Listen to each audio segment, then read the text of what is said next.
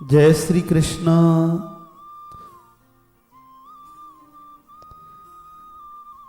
उत्पन्ना एकादशी का महात्म।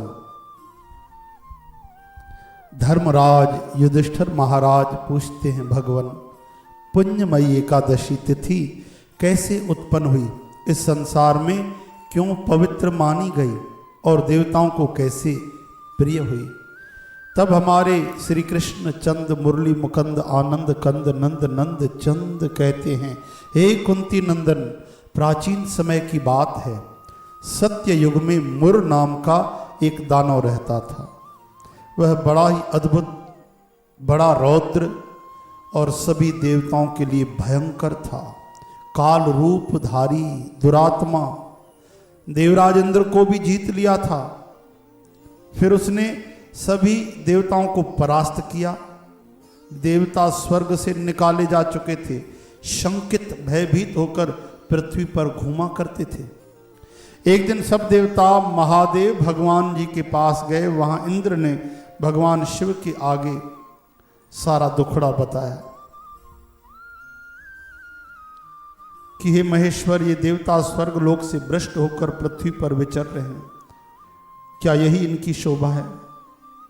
कोई उपाय बताएं, किसका सहारा लें? तब श्री शिव शंकर भोलेनाथ भंडारी आशुतोष भगवान महादेव ने कहा, देवराज, जहां सबको शरण देने वाले, सबकी रक्षा में तत्पर रहने वाले जगत के स्वामी भगवान गरुड़ ध्वज विराजमान हैं, वहां जाओ, वे तुम्हारी रक्षा करेंगे। भगवान श्री कृष्ण कहते हैं, युधिष्ठिर, महादेव जी की बात सुनकर परम बुद्धिमान देवराज इंद्र सभी देवताओं को साथ ले क्षीर सागर पहुंचे, जहां गदाधर भगवान शयन कर रहे थे। उनके दर्शन करके इंद्र ने हाथ जोड़ स्तुति आरंभ की। हे देव देवेश्वर, आपको नमस्कार है। देवता दानव दोनों ही आपकी वंदना करते हैं। हे पुंडरीकाक्ष, आप दैत्यों के शत्रु हैं। मधुसूदन, हमारी रक्षा करें। हे जगन्नाथ, सभी देवता मुर नाम के दानव से भयभीत होकर आपकी शरण में आए हैं। भक्तवत्सल, हमें बचाइए। देव देवेश्वर, हमें बचाइए, हमारी रक्षा करें। जनार्दन, रक्षा करें। दानवों का विनाश करने वाले कमल नयन, हमारी रक्षा करें। प्रभु, हम सब आपके समीप आए हैं, आपकी ही शरण में आ पड़े हैं। भगवान, शरण में आए हुए देवताओं की सहायता करें। हे देव, आप ही पति, आप ही मति, आप ही कर्ता, आप ही कारण, आप ही सब लोगों की माता और जगत के पिता हैं। भगवान देव देवेश्वर, हे शरणागत वत्सल, देवता भयभीत होकर आपकी शरण में आए हैं। प्रभु, अति उग्र स्वभाव वाले महाबली मुर दैत्य से हमें बचाइए। सभी देवताओं को जीतकर उसने हमें स्वर्ग से निकाल दिया है।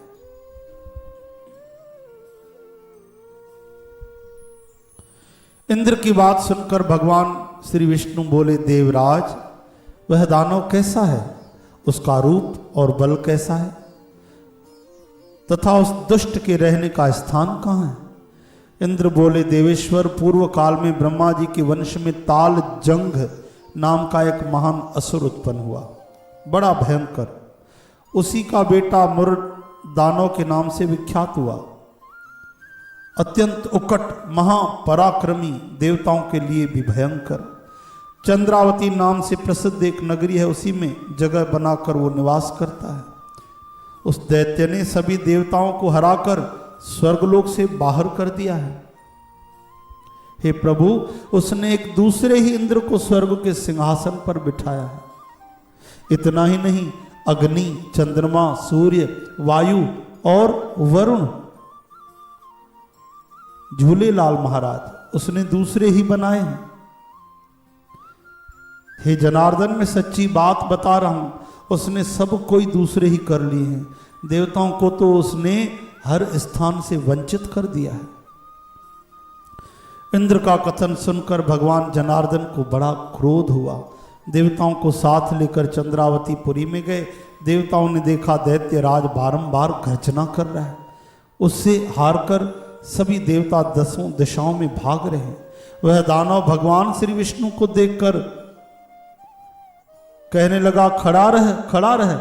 उसकी ललकार सुनकर भगवान के नेत्र क्रोध से लाल हो गए। वे बोले, अरे दुराचारी दानव, मेरी इन भुजाओं को देख। यह कहकर श्री विष्णु ने अपने दिव्य बाणों से सामने आए हुए दुष्ट दानवों को मारना आरंभ किया। दानव भय से व्याकुल हो उठे। पांडुनंदन फिर श्री विष्णु ने दैत्य सेना पर चक्र का प्रहार किया। छिन्न भिन्न होकर सैकड़ों योद्धा मौत के मुख में चले गए। फिर भगवान मधुसूदन बद्री का आश्रम को चले गए। वहां सिंहावती नाम की गुफा थी, 12 योजन लंबी। पांडुनंदन उस गुफा में एक ही दरवाजा था। भगवान विष्णु उसी में सो रहे। दानव मुर भगवान को मार डालने के लिए पीछे लगा था। वह वहां पहुंचकर उसी गुफा में प्रवेश कर गया। वहां भगवान को सोते देख बड़ा प्रसन्न हुआ। उसने सोचा, ये दानवों को भय देने वाला देवता है, निसंदेह मैं इसे मार डालूंगा। युधिष्ठिर, दानव के इस तरह विचार करते ही भगवान श्री विष्णु के शरीर से एक कन्या प्रकट हुई, जो बड़ी ही रूपवती, सौभाग्यशालिनी, दिव्य अस्त्र शस्त्रों से युक्त, वो भगवान के तेज के अंश से उत्पन्न हुई थी। उसका बल और पराक्रम महान था। युधिष्ठिर, दानव राज मुर ने उस कन्या को देखा।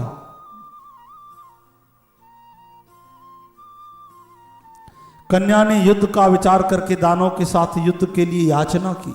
युद्ध छिड़ गया। कन्या सब तरह से युद्ध कला में निपुण थी। वह मुर नाम के महान असुर सामने टिक न सके। जब उस तेजोमय कन्या ने, श्री विष्णु अंश स्वरूपा ने जब एक हुंकार भरी, केवल उसके हुंकार भरने से ही वो भयंकर दानव मुर, जिसने सभी देवताओं को बेदखल कर दिया था, उस कन्या के हुंकार मात्र से राख का ढेर हो गया। दानव के मारे जाने पर भगवान जाग उठे। उन्होंने दानव को धरती पर पड़ा देखकर पूछा, अरे मेरा यह शत्रु अति उग्र भयंकर, इसका किसने वध किया? कन्या ने कहा, स्वामिन, आपके ही कृपा से मैंने इस महादैत्य का वध किया है। श्री भगवान ने कहा, कल्याणी, तुम्हारे इस कर्म से तीनों लोकों के मुनि देवता आनंदित हुए हैं, इसलिए तुम्हारे मन में जैसी रुचि हो उसके अनुसार मुझसे कोई वर मांगो। देव दुर्लभ होने पर भी वह वर मैं तुम्हें दूंगा, इसमें थोड़ा भी संदेह नहीं। वह कन्या ही साक्षात एकादशी थी। बोलो देवी एकादशी जी की जय। उसने कहा, प्रभु, यदि आप प्रसन्न हैं तो मैं आपकी कृपा से सब तीर्थों में प्रधान, सभी विघ्नों का नाश करने वाली, सब तरह की सिद्धि देने वाली देवी हूं। हे जनार्दन, जो लोग आप में भक्ति रखते मेरे दिन को उपवास करेंगे उन्हें सब तरह की सिद्धि मिले। माधव, जो लोग उपवास, नक्त अथवा एक भुक्त करके मेरे व्रत का पालन करें उन्हें आप धन, धर्म, मोक्ष सब दीजिए। श्री विष्णु भगवान ने कहा, कल्याणी, तुम जो कुछ कहती हो वह सब पूर्ण होगा। भगवान श्री कृष्ण कहते हैं, युधिष्ठिर, ऐसा वर पाकर महाव्रता एकादशी बड़ी प्रसन्न हुई। दोनों पक्षों की एकादशी समान रूप से कल्याण करने वाली है। इसमें शुक्ल और कृष्ण का भेद नहीं करना चाहिए। अगर उदय काल में थोड़ी सी एकादशी, मध्य में पूरी द्वादशी और अंत में किंचित थोड़ी सी भी त्रयोदशी हो तो वह त्रिस्पर्शा एकादशी कहलाती है। वह भगवान को बहुत ही प्रिय है। यदि एक त्रिस्पर्शा एकादशी को उपवास कर लें तो 1000 एकादशी व्रतों का फल प्राप्त होता है। इसी तरह द्वादशी में पारण करने पर सहस्त्र गुना फल माना गया है। अष्टमी, एकादशी, षष्ठी, तृतीया, चतुर्दशी यदि पूर्व तिथि से विद्ध हों तो उनमें व्रत नहीं करना चाहिए। परिवर्तनिक तिथि से भरे होने पर ही इनमें उपवास का विधान है। पहले दिन दिन में और रात में भी एकादशी हो, पहले दिन में और रात में भी एकादशी हो, और दूसरे दिन केवल प्रातः काल एक दंड एकादशी रहे। तो पहली तिथि का त्याग करके दूसरे दिन की द्वादशी युक्त एकादशी को ही उपवास करना चाहिए।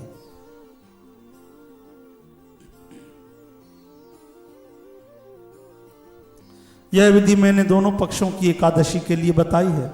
जो मनुष्य एकादशी को उपवास करता है वह वैकुंठ धाम में, जहाँ साक्षात भगवान गरुड़ ध्वज विराजमान हैं, वहाँ जाता है। जो मानव हर समय एकादशी के महात्म का पाठ करता है उसे सहस्त्र हजार गायों के दानों का, गौदान का पुण्य प्राप्त होता है।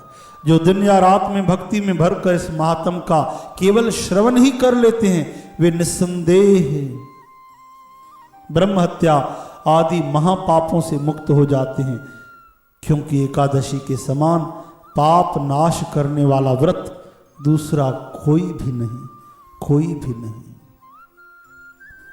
तो प्यारी साथ संगत जी, आप हर एकादशी का पालन करें। देखिए कितना लाभ है। कम से कम एकादशी के दिन अन्न तो बिल्कुल न खाएं, जल फल दूध लें और खूब भक्ति करें। आप देखिए जो हजारों सालों की तपस्या से लाभ नहीं होता वो केवल एक एकादशी करने से होता है। जीवन सफल करें, यहाँ सुख समृद्धि और भक्ति पाएं, फिर साक्षात प्रभु का धाम और श्री गोविंद को पालें। बोल वृंदावन बिहारी लाल की जय। श्री एकादशी देवी जी की जय। सतगुरु बाबा भगत राम साहब की जय। श्री जगत गुरु श्री चंद्र भगवान की जय। आयो लाल कयो झूले लाल। साथ संगत जी, ये पवित्र कथा अमृतमय भक्ति सबको अवश्य भेजें, सबका भला करें। ये साक्षात परमात्मा की सेवा है, हर जीव की सेवा है। जय श्री कृष्ण। सतत निःशुल्क श्रवण करने के लिए सत्संग, कथा, कीर्तन, गुरबाणी आदि इस नंबर पर संपर्क करें 0932964239।